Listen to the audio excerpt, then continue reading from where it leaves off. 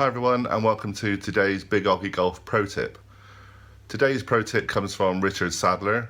Richard used to play on the US Tour and is now a teaching professional here at HAYLE Golf in Cornwall.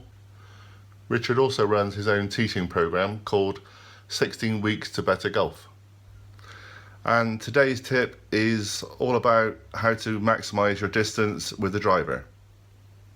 Right, now everyone asks me, how do you hit the driver as far as you can? And to some extent there's no definite answer to that. It needs to be struck very near the middle of the club face. The club face needs to be squared to the swing path at the point of contact. But there's a couple of things that I do if I have the chance where trying to hit it a little further might give me an advantage to score lower on that hole. It's always a bit of a balance between the risk of swinging it harder at the ball and create more club head speed, making it further offline, so that's where course management comes in. But a couple of things I do if I'm trying to maximize the distance with my driver. Firstly, at setup, I will make sure my stance is a little bit wider than normal. I'm going to try and make a more powerful movement. I want a slightly wider base, so I stay in balance.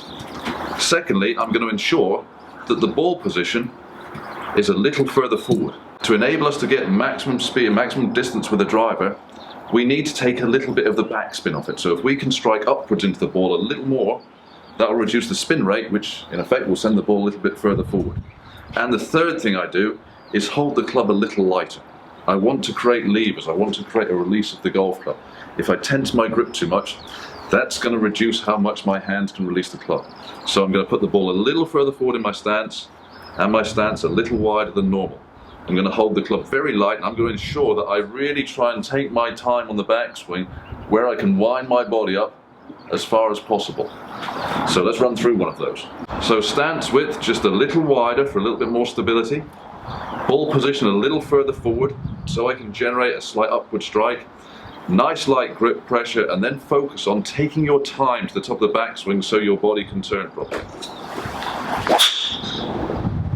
And you can see there, I've gone through that with quite a lot of pace, with quite a lot of force, but I've maintained my balance, I've hit it solidly, and hopefully it'll give you an extra 5 or 10 yards when you really need it.